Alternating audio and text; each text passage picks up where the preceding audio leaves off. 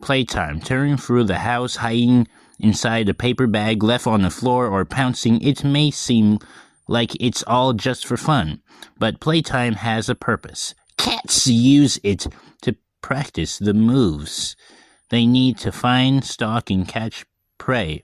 Starting as young kittens, wild felines play to survive. Domestic cats might see a cardboard box on the floor as recycling waiting to happen, but a cat has a very different idea. As all cat owners know, most cats will immediately adopt a leftover bag, grocery bag, or suitcase as a favorite new hidey hole. Cats seek out enclosed spaces because they instinctively like to hide from inside in confines of a hole in a tree or a basket full of clean laundry. A cat feels safe, secure. They can watch for prey without worrying about predators. And if a bird or a rodent wanders by, the cat can dash out from its hiding spot and pounce. But their love of hiding sometimes get cats in trouble. They've been known to settle for a snooze in a washing machine and even get trapped in the walls of houses under construction. Climbing.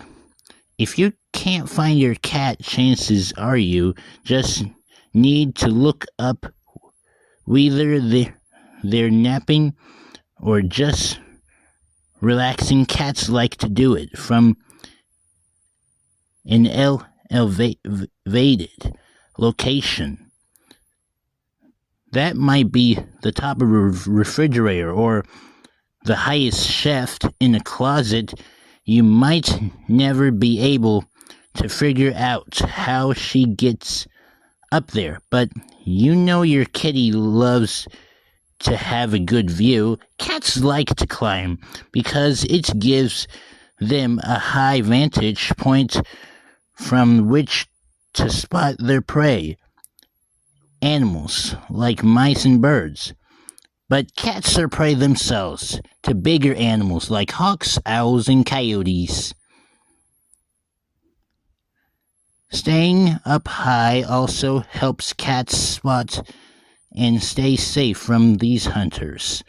Sleeping in a tree might not sound very fun for a person, but it's how wild cats survive. Cougars eat coyotes.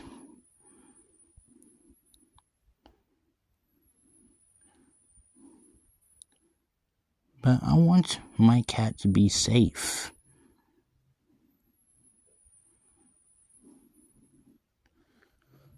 Stalking with her belly nearly touching the ground, the cat moves slowly. The stealthily paws, not making a sound. Every muscle is tensed, and her eyes and ears are a lesser focus on her prey. A dust bunny on the floor. In the wild, cats stalk to survive, but stalking only works at distance because cats have a blind spot under their noses. Once a cat gets close to its prey, it aren't useful anymore, but so its whiskers take over instead. Remember that whiskers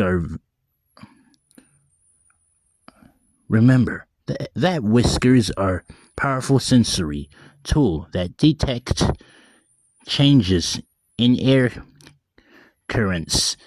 They send signals to a to a cat's brain, telling it exactly where the prey is located. Then snap! The cat naps. The cat nibs its dinner.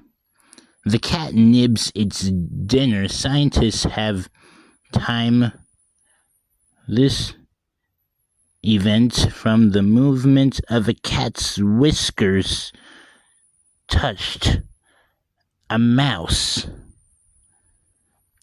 to the movement. The cat pounced at 1/10 of a second faster than the blink of an eye. Pouncing. I love pouncing. When a cat spots prey or that sneaky dust bunny in the right spot for attack, she goes into pounce mode. Her eyes wide and ears pointed forward. She crouches down and wiggles her hindquarters. This wiggle move might be adorable, but it's not just for show.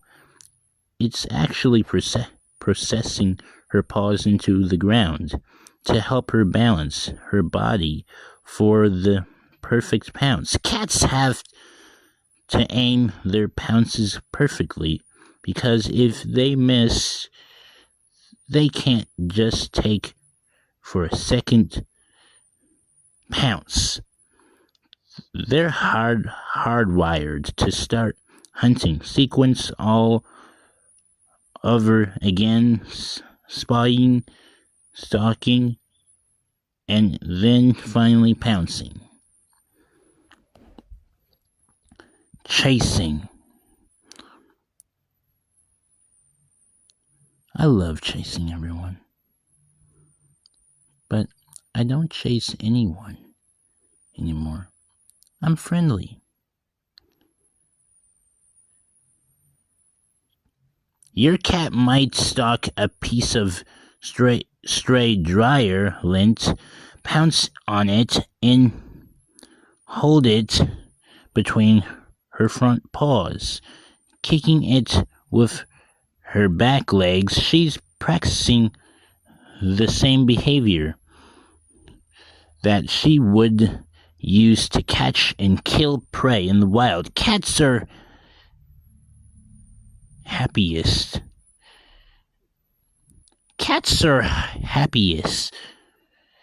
when they get lost. They get lots of stalking and chasing, pouncing practice. They like toys that move, make noise, or have an interesting texture. Store-bought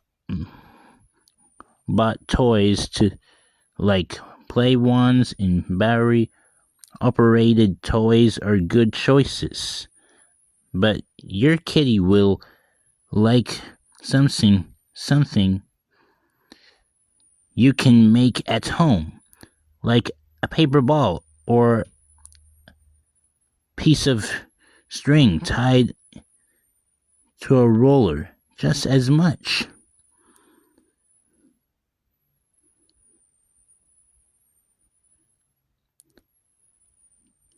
I love playtime.